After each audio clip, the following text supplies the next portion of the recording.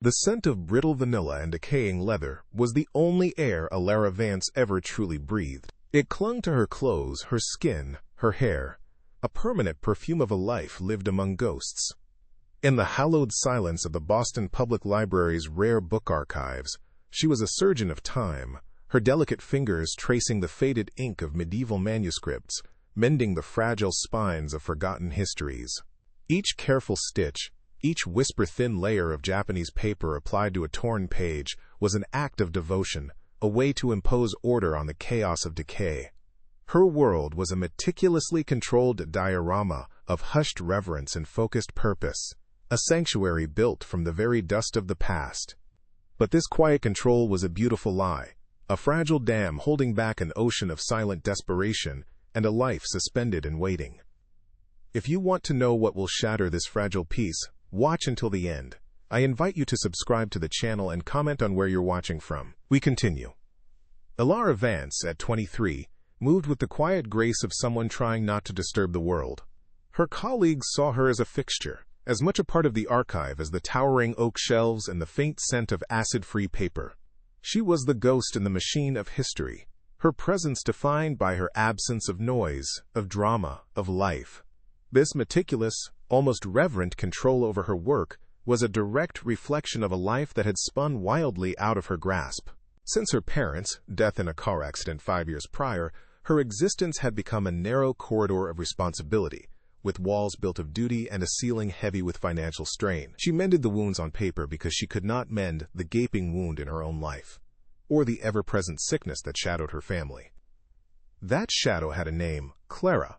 Her younger sister, the only family she had left, was tethered to life by a thread of modern medicine that grew more expensive with every passing day. Clara's chronic illness was a cruel, invisible monster, and Alara's salary as a conservator, while respectable, was a paltry shield against the financial abyss of experimental treatments and constant hospital stays. Every carefully restored manuscript, every priceless folio she saved from oblivion, translated into another month of medication, another consultation with a specialist. Her life was an endless, exhausting cycle, the dusty, monastic silence of the library by day, and the sterile, beeping anxiety of hospital visiting hours, or the crushing weight of medical bills by night. Love, for Alara, was the heaviest and most precious burden she would ever carry. Her virginity was another casualty of this life, a quiet, unmourned sacrifice on the altar of duty. It wasn't a conscious choice born from moral conviction or romantic ideals, but the simple, stark consequence of a life with no room for herself. Desire was a luxury she could not afford, a language she had never had the time or emotional space to learn. In the deepest, most hidden part of her soul, there was a locked room filled with the ghosts of unlived moments, unkissed lips, and untouched skin. Sometimes, in the dead of night, she would feel a profound and aching loneliness, a yearning for a connection that went beyond the fragile pages of a book. But the feeling was always fleeting, swiftly buried under the more immediate and pressing weight of her sister's survival. There was a strange and painful irony in her work. Her hands knew a language of intimacy her heart had never learned. They could discern the subtle differences in vellum, the age of ink by its scent, the delicate tension of a binding thread. She touched history with a tenderness and understanding that she had never experienced from another human being. She could spend hours cradling a centuries-old book. Her breath held as she coaxed its secrets back to life, feeling a profound connection to the long-dead scribe who had first penned the words.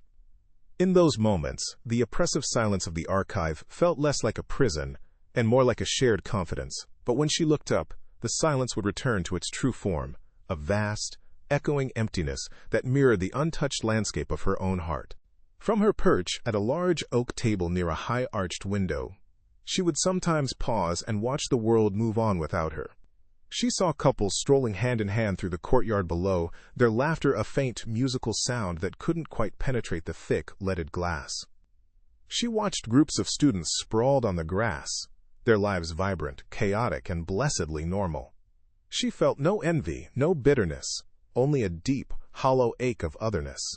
It was as if she were watching a film of a life she was supposed to be in, but she was stuck in the audience, an observer of her own unwritten story. The glass of the window was an invisible wall, a perfect symbol for the barrier that separated her from the simple, messy, beautiful experience of living. As the late afternoon sun cast long, dusty shadows across the polished floors, Ilara placed the final, delicate piece of tissue over a repaired illumination. A small, fleeting sense of satisfaction settled over her, the quiet pride of a job well done. She carefully closed the heavy cover of the manuscript and prepared to return it to the climate-controlled vault.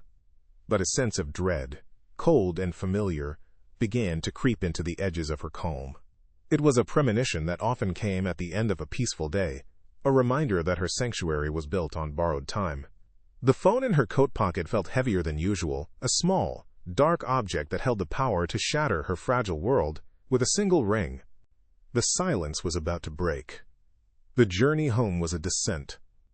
Ilara left the majestic stone-carved world of Copley Square and plunged into the grittier, weary arteries of the city, trading the scent of history for the smell of damp pavement and exhaust fumes. Her apartment was in a part of Boston that tourists never saw, a neighborhood of triple-decker houses leaning against each other for support, their painted facades peeling like sunburnt skin. The train rattled and screeched, its rhythm a jarring contrast to the profound silence she inhabited all day. She kept her head down, her gaze fixed on the worn cover of a book in her lap, using it as a shield against the tired, vacant stares of the other commuters. Each stop, each screech of the brakes was a reminder that she was moving further away from the beauty she curated, and deeper into the suffocating reality she endured. Her apartment was less a home and more a waiting room for the next crisis. The air inside was thin and carried the faint, sterile scent of rubbing alcohol and the lavender-scented spray she used to mask it. It was a space defined by absence, the absence of clutter, of vibrant color, of spontaneous joy. On the small kitchen table, two piles sat in stark opposition, a neat stack of her research notes on Byzantine bookbinding, and a chaotic, overflowing mound of medical bills and insurance statements. A whiteboard on the wall, covered in a complex grid of medication times and doctors' appointments, served as the apartment's grim centerpiece. Every object was a testament to a life lived on the defensive, a constant, losing battle against illness and debt. This was not a place of rest, but a command center for a war she was fighting alone. The oppressive atmosphere extended beyond her own four walls. Mrs. Gable, the landlady who lived on the floor below, often caught her on the stairs, her face a mask of feigned sympathy that barely concealed a sharp, prying curiosity. "Still all by yourself, dear?" she'd ask, her eyes flicking over Ilara's simple, almost severe clothing. "A pretty girl like you, it's a shame. You need a good man to help you with your burdens." The words were meant to sound kind, but they landed like small, sharp stones. They reinforced the unwritten rules of her world. That a woman's value was tied to a partner, and that her struggle was a personal failing that could be solved by marriage. Each encounter left Ilara feeling smaller, her solitary fight not a mark of strength, but a sign of inadequacy in the eyes of others. The evening ritual was a slow, deliberate act of confronting her demons. After a meager dinner of soup and toast, she would sit at the table and face the pile of envelopes.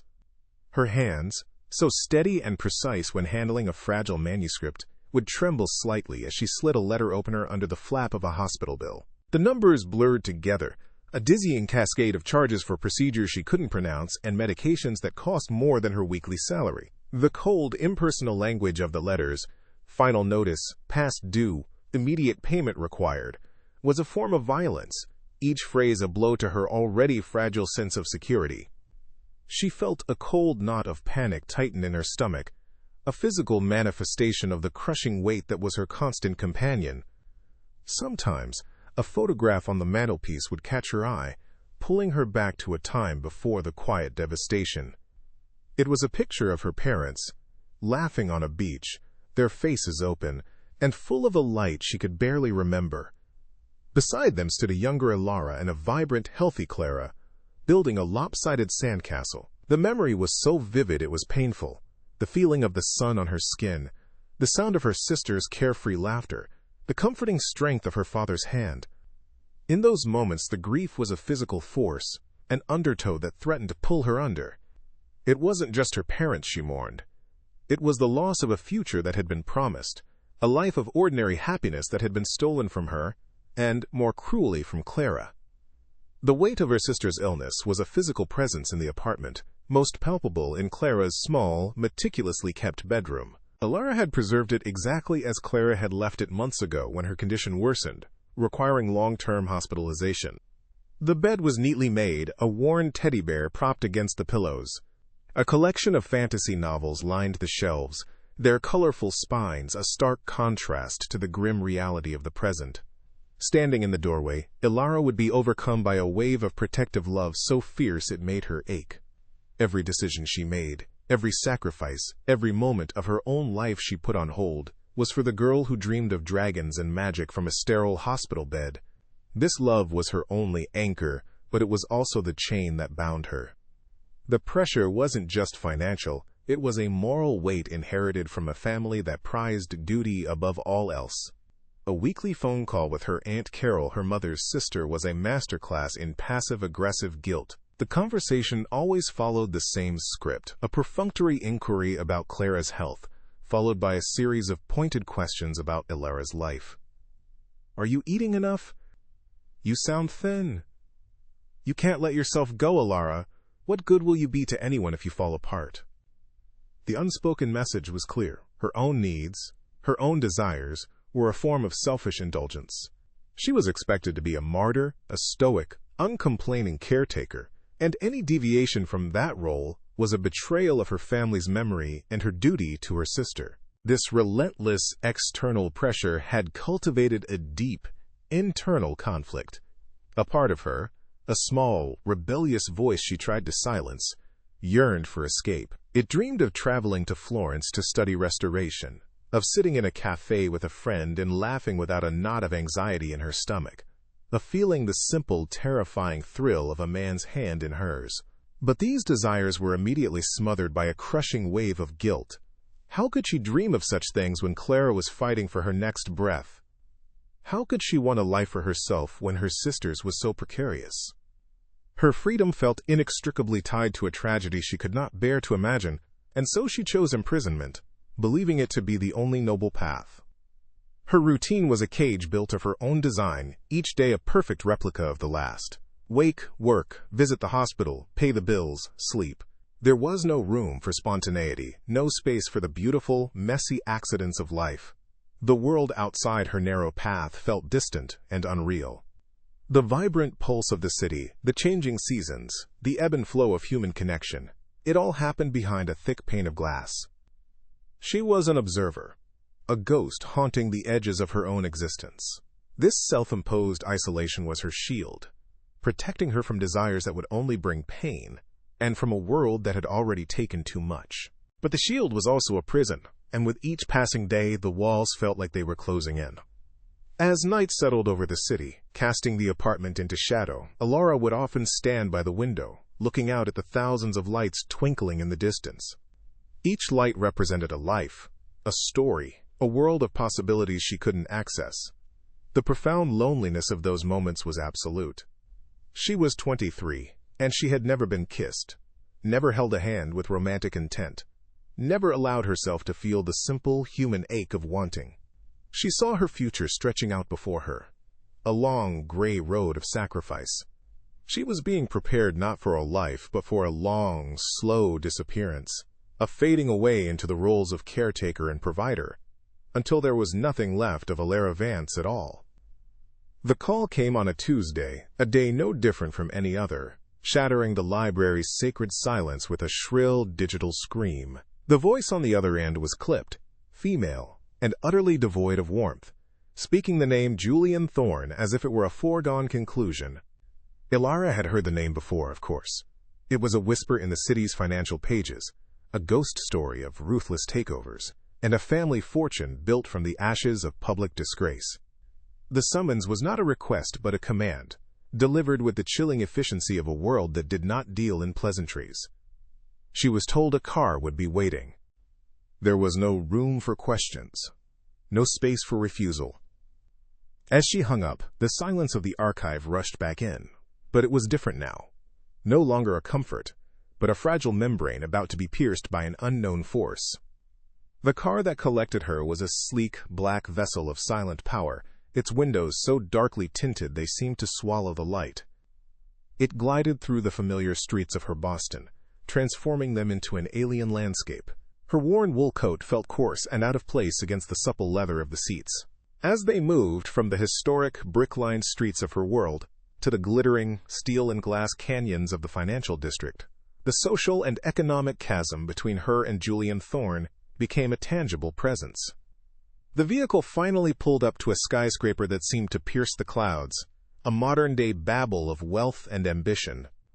The doorman, uniformed and impassive, opened her door without a word, his gaze sliding over her as if she were an inconvenient parcel that needed delivering to the building's highest, most unreachable floor.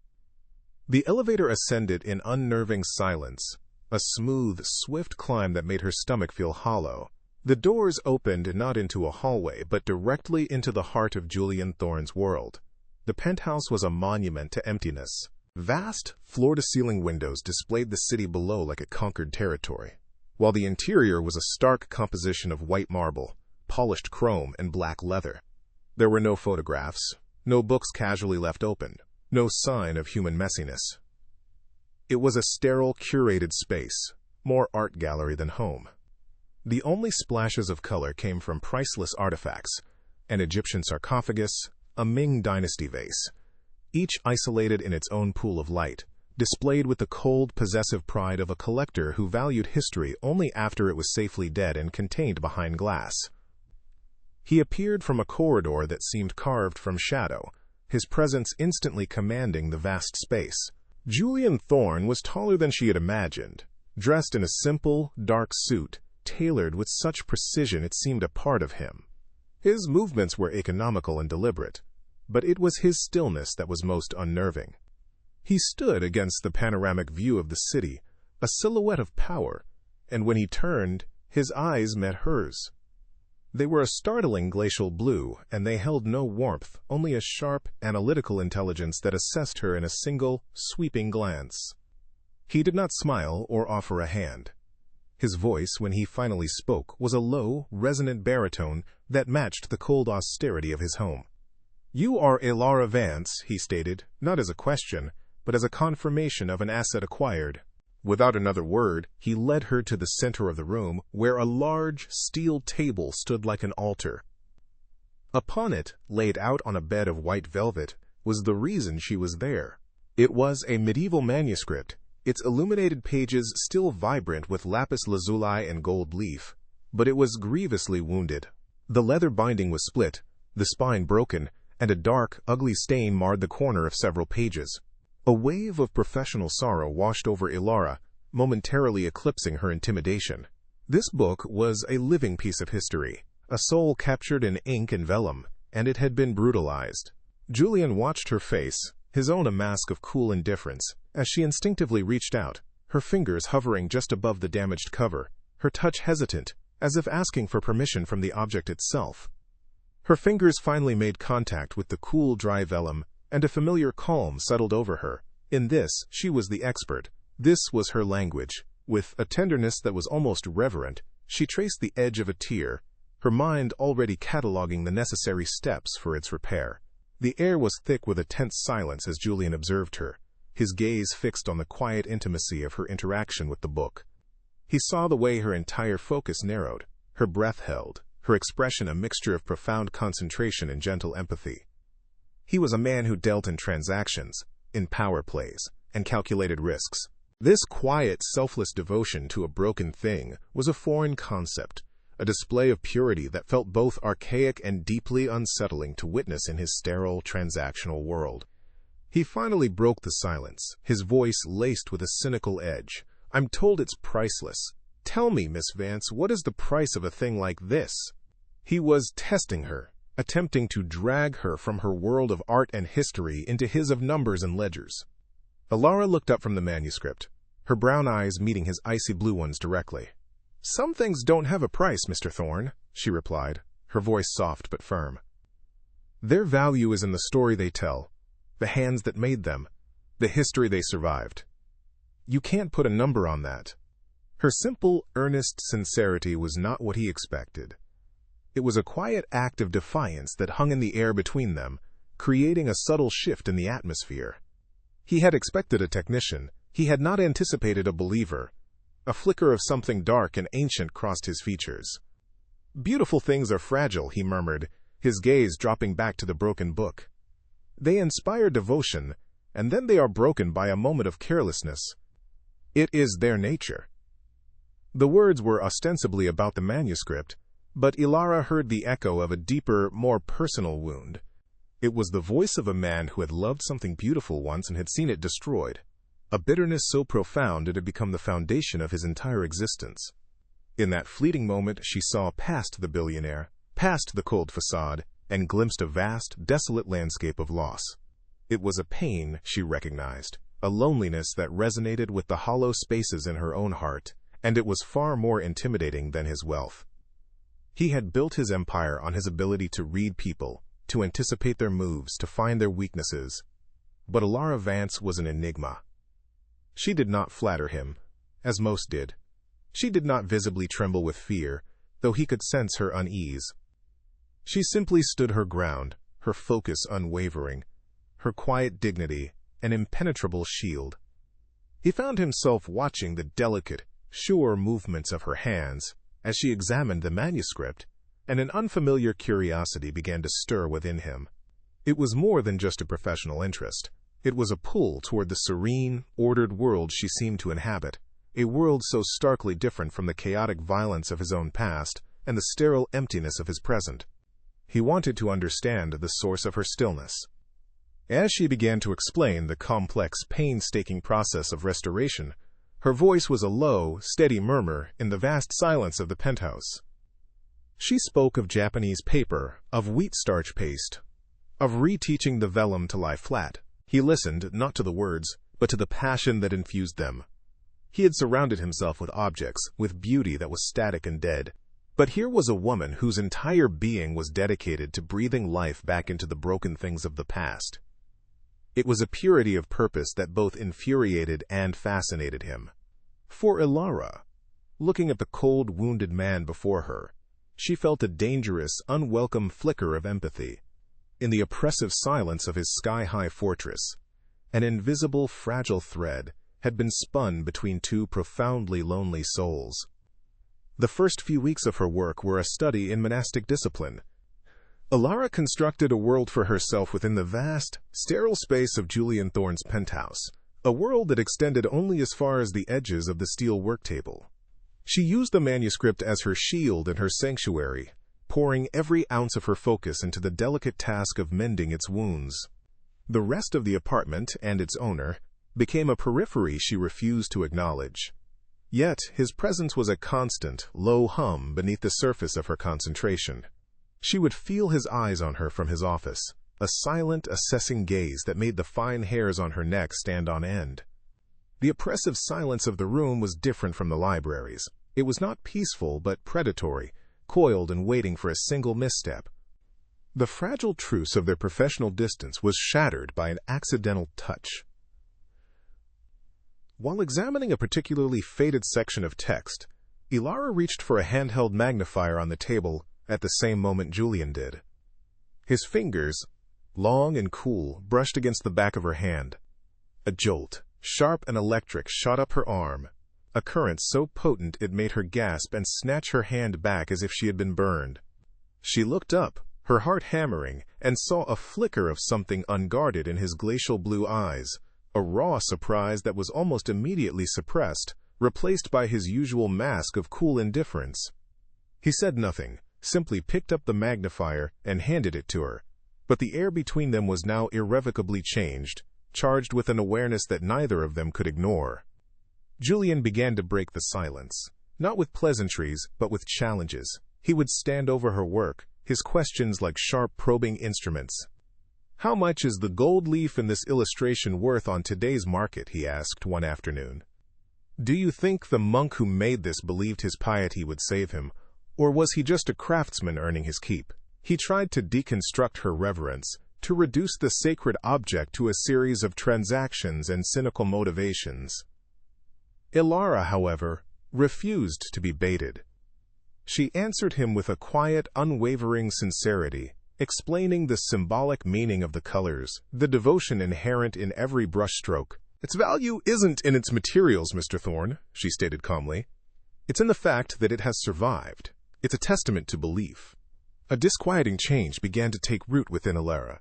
She found herself carrying the ghost of his presence home with her. The scent of his penthouse, a clean, sterile smell of glass and expensive, unscented soap, clung to her clothes, a stark and foreign aroma in her small, worn apartment. She would be mapping out Clara's medication schedule, and an image of his intense, unreadable eyes would flash in her mind. This intrusion was deeply unsettling. It felt like a betrayal of her singular focus, a crack in the armor of duty she had so carefully constructed around her heart. A dangerous curiosity about the man, about the source of the profound loneliness she sensed in him, began to bloom in the dark, and she tried to crush it with a wave of self-recrimination and guilt. He, in turn, began to manufacture reasons to close the distance between them.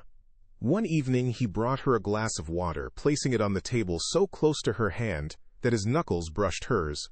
He would stand behind her chair, ostensibly to examine a detail on the page, but his proximity was an overwhelming physical reality. Alara was acutely aware of his height, the breadth of his shoulders, the subtle warmth radiating from his body. It was an invasion of the carefully guarded bubble of her existence, a silent assertion of his power over the space she occupied. Each instance left her feeling breathless and unsteady, her senses heightened to a painful degree. This calculated encroachment was both terrifying and, to her deep shame, undeniably thrilling, awakening nerves she never knew she possessed. One night, working late under the focused beam of a task lamp, the sheer weight of her life pressed down on her. A call from the hospital had been discouraging. Clara had a fever, and the doctors were concerned. The exhaustion and fear she constantly held at bay finally breached her defenses, and a small, involuntary sigh of despair escaped her lips. The sound was swallowed by the immense silence of the room, but not before it was heard. "What is it?" His voice came from the shadows near the window, startling her. She hadn't realized he was still there. The question was blunt, devoid of sympathy, a simple demand for data. It was so unlike the cloying pity she usually received that it shocked her into a moment of raw honesty. She didn't turn to face him, keeping her eyes fixed on the illuminated page as if it were an anchor. "My sister," she said, her voice barely a whisper. "She's not well." She offered no further details, expecting the conversation to end there, anticipating a curt nod or a swift departure. Instead, an unnerving silence stretched on. He didn't move from his position by the window, didn't offer empty platitudes or awkward reassurances. He simply remained, a dark, still figure in the periphery of her lamplight. His silent presence was not comforting, precisely, but it was a form of witness. He did not try to fix her pain or dismiss it. He simply allowed it to exist in the space between them, a strange and unexpected act of respect that she didn't know how to process. The dynamic shifted after that night. He began to speak to her not of her life, but of his. Or rather the lives of the objects he owned. He would walk her through the cavernous rooms, pointing out artifacts and recounting their histories with a detached, academic precision. He spoke of a samurai sword used in a famous betrayal, of a Roman coin minted by a tyrant, of a delicate locket that had belonged to a queen executed during a revolution. He was fluent in the language of tragedy, violence, and loss, as long as it was safely encased in the past.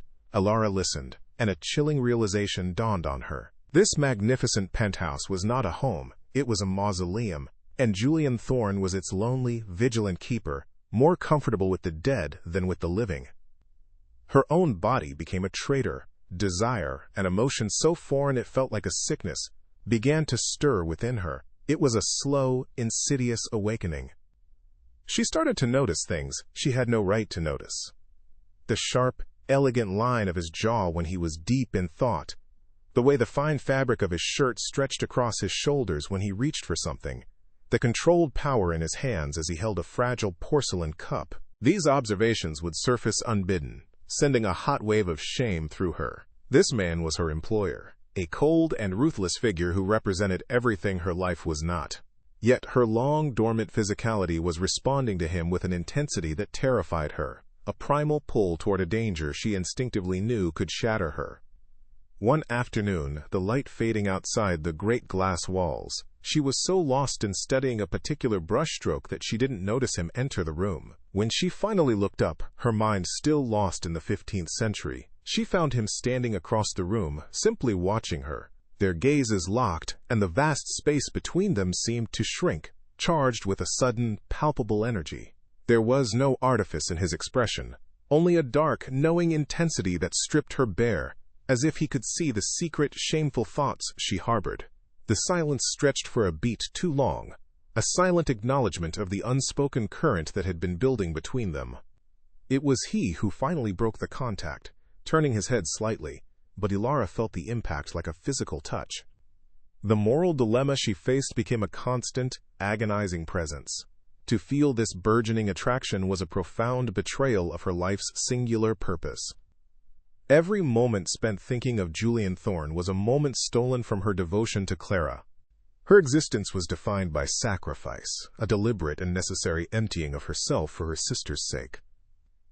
Desire was a selfish indulgence, a weed growing in the sacred garden of her duty.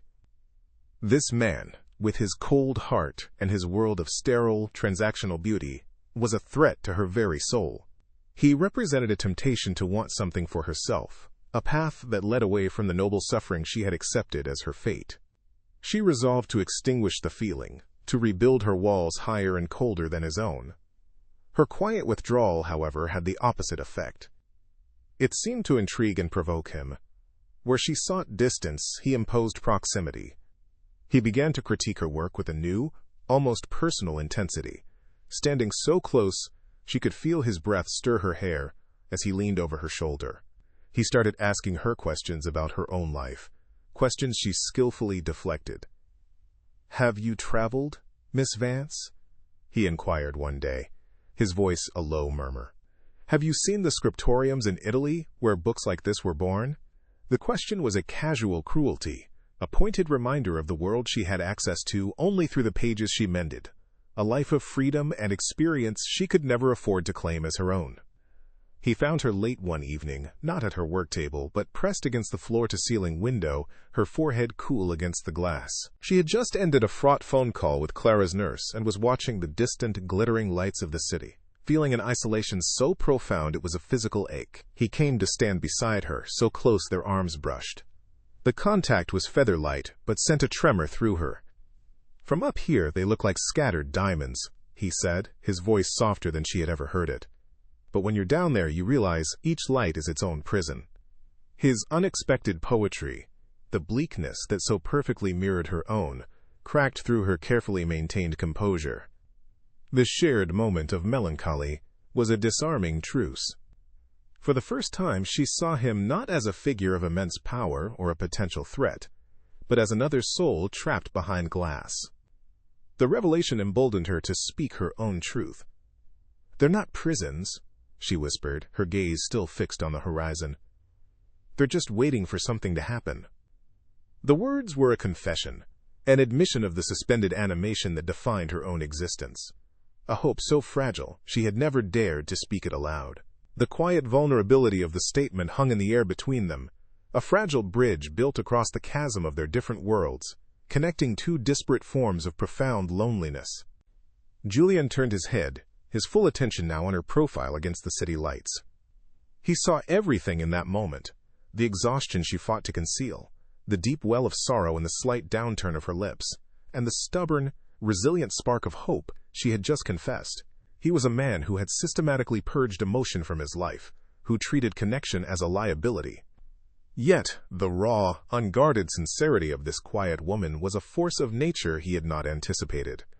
It pulled at something deep within him, a long, dormant, protective instinct warring with the cynical, wounded part of him that screamed at him to retreat, to push her away before her purity could expose the full extent of his own damage. A battle was waged in the space of a heartbeat. He lifted his hand, his intention clear, moving to cup her face, to feel the warmth of her skin. But then he stopped, his fingers hovering an inch from her cheek, trembling with the force of his own internal conflict. The unresolved gesture was more intimate, more agonizing than any physical touch could ever be. Ilara held her breath, trapped in the magnetic field of his indecision. In his eyes, she saw it all. A flicker of desperate longing at war with a lifetime of practiced, icy control. He was fighting a war against himself, and she had somehow, terrifyingly, become the territory over which it was being fought. With a final, almost imperceptible tremor, he dropped his hand and took a sharp step back. The warmth vanished, the connection shattered. The cold, impenetrable mask of Julian Thorne slammed back into place. "The humidity from the window could affect the vellum," he said, his voice clipped, formal, and utterly devoid of the emotion that had just saturated the air. The abrupt return to professionalism was a jarring cruelty, a deliberate denial of the moment they had shared. He turned on his heel and walked back into the shadows of his apartment, leaving her trembling by the glass. The dilemma was no longer a simple matter of duty versus desire. It was about the terrifying, devastating possibility that this broken man could not only destroy her but save her too. The sky broke that evening. A storm, born over the Atlantic, threw itself against the city with a primal fury, turning the penthouse's panoramic windows into a chaotic canvas of lashing rain and distant flickering lightning. The sound was a low, constant roar, a physical pressure that seemed to vibrate through the marble floors. For Ilara, the tempest outside was a perfect mirror of the turbulence that had seized her own heart. She felt trapped, suspended between the heavens and the earth, in a cage of glass with a man who was a storm unto himself. The manuscript lay covered on its table, a silent witness to the escalating tension. The controlled, quiet world she had built around her work was being systematically dismantled, and the raw, untamed power of the weather felt like a prelude to her own undoing, a final, violent stripping away of her defenses. Her phone buzzed on the edge of the work table, a frantic, insistent vibration against the steel. The screen lit up with her Aunt Carol's name, a summons from the world of duty and obligation she had so deliberately left behind at the building's entrance. It was a call she was supposed to answer, a report she was expected to give. In any other moment of her life, she would have snatched it up, her voice a careful mixture of reassurance and apology. But now, with Julian standing across the room, a silhouette against the violent sky, the thought of that other life felt impossibly distant. In a single, decisive act of rebellion, a transgression that felt as loud as the thunder outside, she reached out and pressed the silence button, plunging her aunt's voice into a digital abyss. She was choosing this room, this storm, this man. As if in response to her silent defiance, the world went black. The lights in the penthouse, the city below, and the very sky itself were extinguished in a single, instantaneous blink. The roar of the storm was suddenly amplified by the profound, velvety darkness that enveloped them. The hum of the climate control, the faint buzz of electronics, all the subtle sounds of Julian's meticulously controlled world vanished. They were left with only the elemental sounds of wind and rain, and the frantic, unsteady rhythm of their own breathing. The power outage was more than an inconvenience. It was a baptism, stripping away the armor of technology and wealth, plunging them into a primal state where only the truth of their proximity, their shared space in the dark, remained. It was terrifying, and it was liberating. A moment later, a small flame flickered to life, illuminating Julian's face in warm, dancing tones. He held a lighter to the wick of a thick, white candle, his movements steady and precise even in the disorienting dark. He lit several more, placing them around the vast living space, and the sterile penthouse was transformed. The harsh lines softened, the cold marble glowed, and the chrome surfaces reflected the flames like pools of liquid gold. The room no longer felt like a museum but a cavern, an ancient, intimate space where secrets could be shared. In the flickering candlelight, the shadows on Julian's face were deeper, his glacial eyes now holding the fire's restless energy. He looked less like a modern billionaire and more like a figure from one of her manuscripts, a fallen king, a haunted prince, guarding his desolate kingdom. He broke the silence, his voice a low rumble that seemed to belong to the new, primal atmosphere. "You should have answered your phone. Your other life is calling." The words were laced with a possessive, cynical edge, a reminder of the transactional nature of their arrangement. It was the spark that lit the fuse. "My other life?" Ilara shot back, her voice trembling with a sudden, unfamiliar fury. "The life where I trade my days for enough money to keep my sister alive? The life you so generously bought me out of?" The accusation hung between them, sharp and venomous. She took a step toward him, no longer the timid archivist, but a woman pushed to the edge. "You don't own that life. You don't own me. You just own my time." His face hardened, the candlelight carving deep lines of pain around his mouth. "Ownership is the only thing that's real," he snarled, the words torn from a place of profound woundedness. "Loyalty, devotion, they are commodities, to be bought and sold. Or, worse, they are lies." He took a step closer, invading her space, his voice dropping to a raw, ragged whisper filled with a bitterness that was ancient. "I once believed in something more. I gave someone my trust, my name, my future. And she took it all, sold it to the highest bidder, and left me with nothing but the ashes of my family's name. So don't you dare speak to me of things you don't own. Everything beautiful is a weapon waiting to be used against you." The confession struck Ilara with the force of a physical blow, shattering her anger, and leaving a raw, aching empathy in its place. In that moment, he was not the cold, ruthless billionaire, but a man defined by a single, catastrophic wound, a betrayal so deep it had poisoned his entire existence. She saw the source of his cruelty, the reason for his sterile, empty world. It was a fortress built to protect a heart that had already been burned to the ground. All the fear she had felt, all her resentment, dissolved into a wave of understanding so powerful it was almost painful. Without thinking, without considering the consequences, she closed the small distance that remained between them, her hand rising not in defense but in a gesture of pure, instinctual comfort. She laid her palm gently against his chest, right over his heart. The touch was his undoing. A shudder racked his entire frame, a tremor of shock that a human touch could still feel like anything but a threat. He looked down at her small hand on his chest, then up into her eyes, which were filled not with fear or pity, but with a profound, unwavering compassion. A low groan escaped his lips, the sound of a dam breaking after a lifetime of pressure. He tangled his fingers in her hair, his other hand coming up to cup her jaw, and he crashed his mouth down onto hers. It was not a gentle kiss. It was a desperate, drowning act of a man starved for something real. It was a kiss of rage and loneliness, of months of repressed tension and a lifetime of pain, and Ilara met it not with hesitation, but with a fierce, answering hunger of her own. She kissed him back with all the unspent passion of her suspended life, all the yearning of her lonely nights, all the silent desires she had never dared to name. Her body, so long a vessel of duty and restraint, came alive under his hands, her innocence afire, not of fragility. The kiss deepened, becoming a raw, frantic conversation of touch and breath, a collision of two separate solitudes into one desperate shared moment. When he finally pulled back, they were both breathless, their chests heaving. He stared down at her, his expression one of utter, stunned disbelief. The woman in his arms, her lips swollen, her eyes dark, with a passion that matched his own, was not the quiet, timid creature he had sought to possess. She was a force, an equal.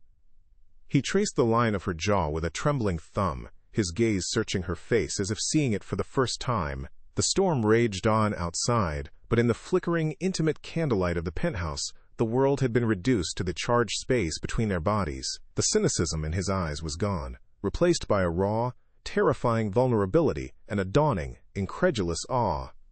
He saw the depth of feeling in her, an ocean he had mistaken for a shallow pool, and he knew that whatever transaction he thought he had made had just been irrevocably broken. He leaned his forehead against hers, his breath warm on her skin, and whispered a question that was not an accusation, but a testament to the cataclysmic power she had just unleashed. "Are you sure it's your first time?" The dawn arrived pale and washed out, a timid apology for the storm's theatrical fury. Ilara awoke to a world scrubbed clean, the city below silent and glistening in the new light. She was alone in Julian's vast, minimalist bed, the cool, high thread count sheets, a stark contrast to the memory of the heat that had consumed them. The room, which had felt like an intimate, firelit cavern the night before, had reverted to its sterile form, a showroom of wealth and emotional emptiness. A profound sense of dislocation settled over her, a physical manifestation of the chasm between the woman who had entered this penthouse and the one who was waking in it now. His scent, a clean masculine fragrance of soap and subtle spice, lingered on the pillow beside her, a ghostly reminder of a reality that already felt like a fever dream. The weight of her transgression was a physical pressure, a heavy stone of consequence settling deep within her soul. She found him in the main living area, his back to her, a rigid silhouette against the floor-to-ceiling windows. He was already dressed in a perfectly tailored dark suit, the armor of his power and control firmly back in place. The wild, desperate man from the storm had been completely erased, replaced by the formidable, untouchable billionaire. He did not turn or acknowledge her presence as she entered the room, her bare feet silent on the cold marble floor. The silence between them was no longer charged with unspoken desire, but was now a weapon, a thick wall of ice he had erected overnight. He stared out at the sprawling city, a king surveying his domain, yet his posture was so tense, so unnervingly still, that she knew he was seeing nothing but the wreckage of his own momentary surrender. He was punishing himself for his weakness, and she was the living embodiment of that unforgivable lapse. When he finally spoke, his voice was as flat and colorless as the morning sky, utterly stripped of the raw, ragged emotion that had torn from him just hours before. "The transfer was made this morning," he said, still not looking at her. "Your sister's medical costs are covered, in full." Each word was a precise, perfectly spaced drop of ice. He then gestured vaguely toward a suite of rooms she hadn't seen before. "I've had your equipment brought from the library. You can complete the restoration here. You will not be required to leave the premises." He was not just re-establishing the boundary between them. He was fortifying it with steel and stone. It was a cold, brutal dismissal of the intimacy they had shared, a deliberate reduction of their cataclysmic connection to the crude mechanics of a financial transaction. The unspoken message was a blade to her heart. The contract is fulfilled. You are now just an asset. The cruelty of his detachment was breathtaking, a calculated strike designed to wound. Ilara felt the words like a physical blow, knocking the air from her lungs. The shared vulnerability, the desperate, soul-bearing kiss, the raw confession of his pain. He had taken that sacred, fragile moment and stamped a price on it. A wave of shame, hot and sickening, washed over her as she felt herself reduced to a commodity, her first, most profound act of passion, reframed as a sordid payment for a debt. But beneath the shame, a new and unfamiliar emotion began to stir, a slow-burning, righteous anger. She looked at his unyielding back, at the man who had built an empire, yet was terrified of a single, genuine human feeling, and she saw not power, but a pathetic and profound cowardice. She remained silent, letting the weight of his fear hang in the air he had so deliberately poisoned. She retreated to the guest suite he had indicated, closing the heavy door behind her. The click of the latch was a sound of finality, the locking of a cage. The room was luxurious, impersonal and suffocating. Another perfect empty space in his museum of a home. She caught her reflection in a large, gilt-edged mirror and for a moment did not recognize the woman staring back. Her eyes seemed darker, shadowed with a knowledge they hadn't possessed yesterday. Her lips still felt bruised and sensitive from the force of his kiss. The ghost of his touch lingered on her skin like a brand. She had irrevocably crossed a threshold, stepping out of the pale, gray landscape of her old life into this world of violent color and consequence. The guilt was a physical ache, a deep, throbbing pain for the betrayal of the quiet, dutiful person she had always been, the person who had existed only for her sister. Her phone, lying on a sterile glass nightstand, buzzed to life. It was the hospital. The head surgeon's voice was warm and full of hope, confirming the funds had been received and that Clara's surgery was scheduled for the following week. "You did it, Ilara," the doctor said. "You are an amazing sister." The praise felt like a condemnation. Minutes later, her Aunt Carol called, her voice a sharp staccato of anxiety and accusation. "I called all night. Where have you been?" The lie came easily, mechanically, tasting like ash in her mouth. She spoke of a dead phone, of being absorbed in her work. Each false word was another brick in the wall she was building around her terrible, exhilarating secret. A wall that now sealed her off completely from the simple, honest world she had once inhabited. She had bought her sister's life, but the cost, she was beginning to understand, was her own soul. In the days that followed, Julian entombed himself in his office, a ghost in his own home. He drove himself and his global teams with a relentless, punishing ferocity, using the cold, hard logic of business to cauterize the wound she had opened in him. He surrounded himself with his dead, silent artifacts, objects whose histories were tragic but safely concluded. They could not challenge him, could not reach him, could not make him feel the terrifying, chaotic mess of being alive. Yet, Ilara's presence was a constant, low-grade fever in the penthouse. He would find himself pausing mid-sentence during a conference call, listening for the faint sound of her movements. He was a man starving in a banquet hall, tormented by the one thing he craved and feared in equal measure. Her existence within his walls was a form of self-flagellation, a constant reminder of the single, catastrophic moment he had lost control. A subtle but profound transformation began within Ilara during that period of Cold War. They lived in the same vast space but in separate, silent orbits. He would leave meals for her on a console table outside her suite, a gesture that was both a provision and a dismissal. She, in turn, poured all her fractured emotions into her work. The meticulous process of mending the manuscript became a ritual of mending herself. The shame and guilt still gnawed at her, but they were now intertwined with a new, unfamiliar sensation, a quiet, resilient strength. She was no longer intimidated by him. She had seen the terrified, broken heart he kept hidden behind his billions, and she had not shattered. In the wreckage of her innocence, she had discovered a capacity for passion and defiance she never knew she possessed, a core of steel forged in his fire. One evening, on the console table next to her meal, she found a book that was not part of her restoration work. It was a slim, leather-bound volume of poetry, its pages worn with use. There was no note, but she knew, with an aching certainty, that it was from him. It was the only way he could speak to her. A silent, cowardly apology offered through the safety of a third party, an inanimate object. She opened it, and her breath caught. A single line in the book was faintly underlined in pencil, the script precise and controlled. My soul is a dark plowed field, in a country where there is no spring. The poet's words were a raw, unguarded confession from Julian's own desolate heart. For a fleeting moment, her anger dissolved into a wave of profound sorrow for his self-imposed exile, for the beautiful, feeling man he had murdered within himself. She finished the manuscript on the eve of Clara's surgery. The final stitch felt like a closing suture on a part of her own life. The book was whole again, its pages smooth, its spine strong, its history preserved. She ran her hand over the repaired cover, then looked out the window at the endless city lights.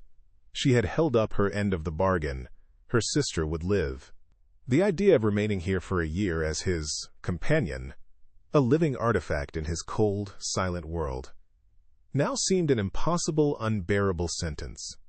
She had traded her body and her freedom to save her sister, but in doing so she had awakened a fierce, unexpected desire to reclaim herself.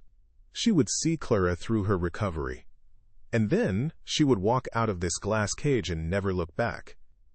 She would not be another one of his beautiful, broken possessions, gathering dust in the dark. 3 months had passed since she walked out of the glass tower, leaving the restored manuscript and the ghost of their night together behind. Clara was healing, her laughter a bright foreign sound that was slowly redecorating the walls of their small apartment. Ilara had returned to the library, to the familiar scent of vanilla and decaying leather. But she was no longer the same person. The hushed reverence of the archive was no longer a shield, but a quiet space for contemplation. She carried the memory of Julian not as a wound, but as a cauterizing fire that had burned away the timid girl and forged a woman in her place. She had found a resilient strength in his cage, and now, in her freedom, she was learning how to wield it, no longer a ghost haunting the edges of her own existence, but a quiet, formidable presence within it. One crisp autumn afternoon, as golden light slanted through the high-arched windows of the archive, a courier delivered a flat, unassuming package addressed to her. There was no return address, but her heart began a frantic, chaotic rhythm she had come to associate with only one person.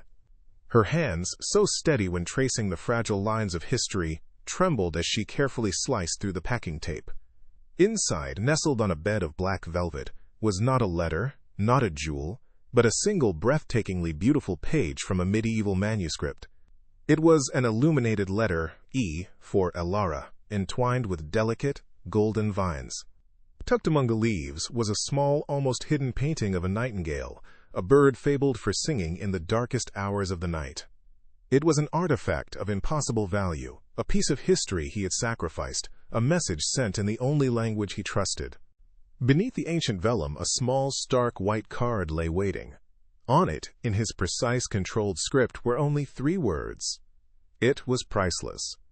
The phrase was a direct echo of their very first conversation in his sterile penthouse, a ghost of her defiant statement that the value of some things cannot be measured in currency. This was his surrender. It was not an apology, and it was not a plea for her return, but a profound and devastating confession. He was admitting, in his own fractured way, that what had transpired between them, her compassion, her passion, her very essence, had transcended the cold, transactional world he inhabited. It held a value he could not quantify, a truth he could not own, and its absence had left him irrevocably diminished. The gesture was so perfectly, achingly him, that it broke through her defenses more effectively than any spoken words ever could. She did not respond. She let the silence answer for her, a silence that was no longer a mark of fear but of strength. The weeks bled into a month, and she poured her energy into Clara's recovery, into reclaiming the simple, sunlit moments that had been stolen from them. She took her sister to the park, pushed her on the swings until their laughter echoed in the crisp air, and felt the uncomplicated warmth of a life lived for today. Yet, a part of her remained vigilant, a quiet corner of her soul that was still listening for the echo of a storm. Then, one afternoon, while walking home through the familiar chaos of Copley Square, she saw him. He was standing by the great stone fountain, stripped of his penthouse fortress, looking smaller and more human under the vast, open sky. He was not looking for her. He simply was. Their eyes met across the 20 yards of bustling, indifferent city life. The cacophony of traffic, chatter, and distant sirens instantly faded into a low, insignificant hum, the world shrinking to the charged, silent space between them. He did not move. The cold, cynical mask he wore like armor was gone, and in its place was the raw, unguarded vulnerability she had witnessed in the flickering candlelight. He looked profoundly tired, a man exiled from his own desolate kingdom, but there was a question in his gaze, a fragile, terrifying hope that he was too broken to voice. He had ceded all power to her, the final transaction of his life left entirely in her hands. He would not approach. He would not speak. The choice of whether their story was over was, for the first time, completely and irrevocably hers to make. Elara stood frozen for a long moment, feeling the immense gravity of that choice, the pull of her new, safe, sunlit world against the memory of his beautiful, consuming darkness. She thought of the nightingale, the small, resilient creature that found its voice in the deepest night. A slow, genuine smile touched her lips. A smile not of simple forgiveness, but of a deep and complicated understanding. She took a single, deliberate step toward him. The story of what came next, of whether 2 fractured souls could ever truly mend one another, remained unwritten. But in that one brave step, a new chapter began, born not from a contract, but from the fragile, resilient hope for a spring after a long, dark winter.